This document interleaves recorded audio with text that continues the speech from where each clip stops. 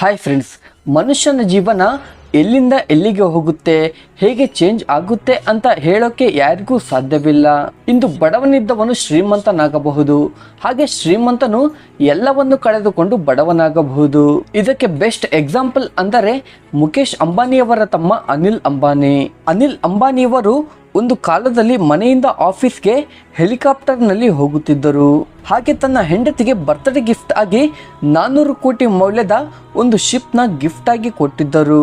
2008ರಲ್ಲಿ 2 ಲಕ್ಷ ಕೋಟಿ ಆಸ್ತಿಯ ಒಡೆಯನಾಗಿ ಪ್ರಪಂಚದಲ್ಲಿ ಅತ್ಯಂತ ಶ್ರೀಮಂತ ವ್ಯಕ್ತಿಗಳಲ್ಲಿ 6ನೇ ಸ್ಥಾನದಲ್ಲಿ ಅನಿಲ್ ಅಂಬಾನಿ ಇದ್ದರು. ಆದರೆ ಆ ನಂತರ ಕೇವಲ 10 ವರ್ಷದಲ್ಲೇ ಅನಿಲ್ ಅಂಬಾನಿ ಕಟ್ಟಿದ ವ್ಯಾಪಾರ ಸಾಮ್ರಾಜ್ಯವು ನೆಲಸಮ ಆಗುತ್ತೆ. ಆತನ ಕೋಟ್ಯಾನುಗಟ್ಟಲೆ ನೆಟ್ವರ್ತ್ ಒಂದೇ ಬಾರಿ ಕುಸಿಯೋಕೆ ಸ್ಟಾರ್ಟ್ ಆಗುತ್ತೆ.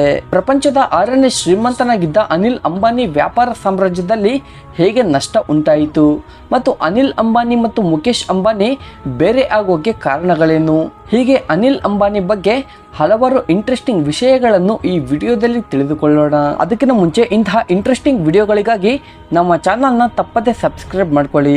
ಜುಲೈ 6, 2012ರಲ್ಲಿ ಧೀರುಭಾಯ್ ಅಂಬಾನಿ ಮರಣಿಸುತ್ತಾರೆ.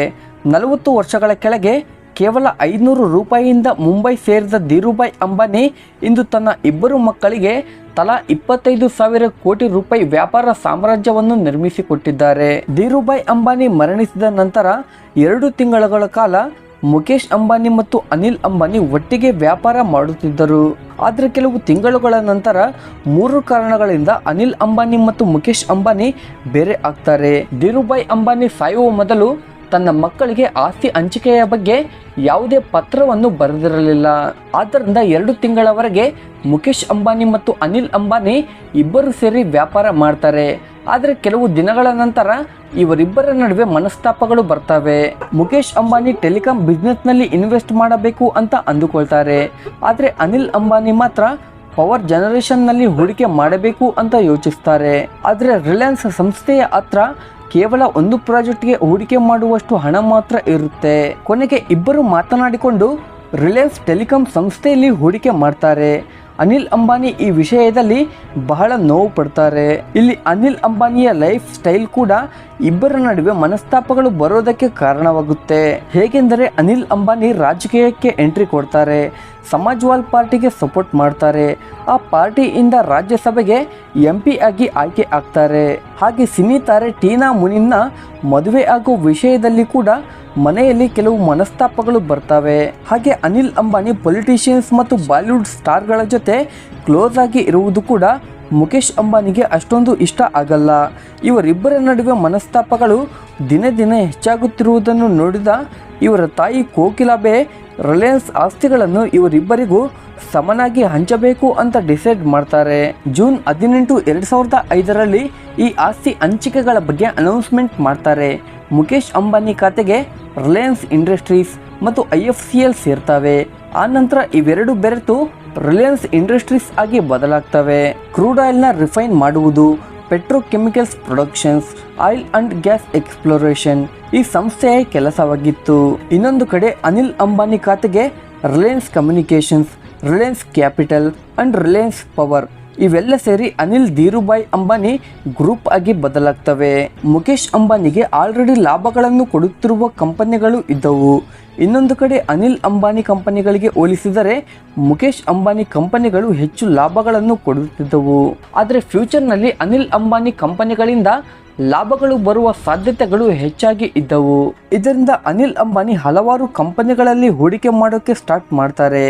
80,000 ಕೋಟಿ ವೆಚ್ಚದಲ್ಲಿ ಒಂದು ಪವರ್ ಜನರೇಷನ್ ಪ್ಲಾಂಟ್ನ ಸ್ಟಾರ್ಟ್ ಮಾಡ್ತಾರೆ. ಹಾಗೆ 2,000 ಕೋಟಿನ ರಿಲಯನ್ಸ್ ಕ್ಯಾಪಿಟಲ್ನಲ್ಲಿ ಇನ್ವೆಸ್ಟ್ಮೆಂಟ್ ಮಾಡ್ತಾರೆ.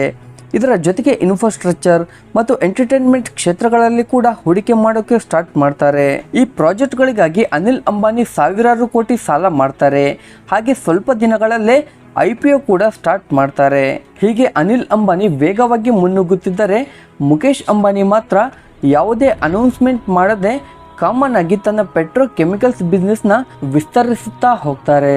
ಈ ಇಬ್ಬರು ಅಣ್ಣ ತಮ್ಮಂದಿರು ಬೇರೆಯಾದ ಒಂದೇ ವರ್ಷಕ್ಕೆ ಇಬ್ಬರ ಆದಾಯ ವಿಪರೀತವಾಗಿ ಜಾಸ್ತಿ ಆಗುತ್ತೆ. ಮುಖೇಶ್ ಅಂಬಾನಿ ನೆಟ್ವರ್ತ್ $8.5 ಬಿಲಿಯನ್ ನಿಂದ $20.6 ಬಿಲಿಯನ್ ಗೆ ಸೇರುತ್ತೆ. ಹಾಗೆ ಅನಿಲ್ ಅಂಬಾನಿ ನೆಟ್ವರ್ತ್ $5 ಬಿಲಿಯನ್ ನಿಂದ $18.26 ಬಿಲಿಯನ್ ಸೇರುತ್ತೆ. ಹೀಗೆ ಅನಿಲ್ ಅಂಬಾನಿ ಪ್ರಪಂಚದಲ್ಲೇ 18ನೇ ಶ್ರೀಮಂತನಾಗ್ತಾನೆ. ಆದರೆ ಇಷ್ಟೊಂದು ಲಾಭಗಳು ಬರುತ್ತಿದ್ದರೂ ಕೂಡ ಅನಿಲ್ ಅಂಬಾನಿ ಮಾತ್ರ ಸಂತೋಷವಾಗಿದ್ದಿಲ್ಲ. ಏಕೆಂದರೆ ತನ್ನ ಸಹೋದರನು ತನಗಿಂತ 4ರಷ್ಟು ಹೆಚ್ಚು ಸಂಪಾದಿಸುತ್ತಿದ್ದಾನೆ ಅಂತ. ಅನಿಲ್ ಅಂಬಾನಿ 2008ರಲ್ಲಿ ತನ್ನ 2ನೇ ಕಂಪನಿ ಆದ ರಿಲಯನ್ಸ್ ಪವರ್ನ IPOನ ಸ್ಟಾರ್ಟ್ ಮಾಡಬೇಕು ಅಂತ ಅಂದುಕೊಳ್ತಾನೆ. ಈ ಕಂಪನಿಯ IPO ಲಾಂಚ್ ಮಾಡಿದ ನಿಮಿಷದಲ್ಲೇ ಫುಲ್ ಸಬ್ಸ್ಕ್ರೈಬರ್ಸ್ ಬರ್ತಾರೆ. ಒಟ್ಟಾಗಿ ಈ IPO 11,500 ಕೋಟಿ ಶೇಖರಿಸುತ್ತೆ. ಇದು ದೇಶದಲ್ಲೇ 2ನೇ ಅತಿ ದೊಡ್ಡ ಟೆಲಿಕಾಂ ಕಂಪನಿಯಾಗಿ ಬೆಳೆಯುತ್ತೆ. ಹೀಗೆ ಅನಿಲ್ ಅಂಬಾನಿ ನೆಟ್ವರ್ತ್ $18.2 ಬಿಲಿಯನ್ ನಿಂದ $42 ಬಿಲಿಯನ್ ಸೇರುತ್ತೆ. ಹೀಗೆ ಅನಿಲ್ ಅಂಬಾನಿ ಪ್ರಪಂಚದಲ್ಲೇ 8ನೇ ಅತಿ ದೊಡ್ಡ ಶ್ರೀಮಂತನಾಗ್ತಾನೆ. 2008ರಲ್ಲಿ ಅನಿಲ್ ಅಂಬಾನಿ ಒಟ್ಟು ಲಾಭವು 9,000 ಕೋಟಿ. ಅದರಲ್ಲಿ 70% ಲಾಭವು ರಿಲಯನ್ಸ್ ಕಮ್ಯುನಿಕೇಷನ್ಸ್ನಿಂದ ಬಂದಿರುತ್ತೆ. ಆ ಸಮಯದಲ್ಲಿ ರಿಲಯನ್ಸ್ ಕಮ್ಯುನಿಕೇಷನ್ಸ್ ಕಂಪನಿಯು ದೇಶದಲ್ಲೇ 2ನೇ ಅತಿ ದೊಡ್ಡ ಟೆಲಿಕಾಂ ಕಂಪನಿಯಾಗಿ ಲಾಭಗಳಿಂದ ಮುನ್ನುಗ್ಗುತ್ತಿರುತ್ತೆ. 2008ರಲ್ಲಿ ಮೊಬೈಲ್ಸ್ಗಳನ್ನು ಕೇವಲ ಮಾತನಾಡೋಕ್ಕೆ ಮಾತ್ರ ಬಳಸುತ್ತಿದ್ದರು.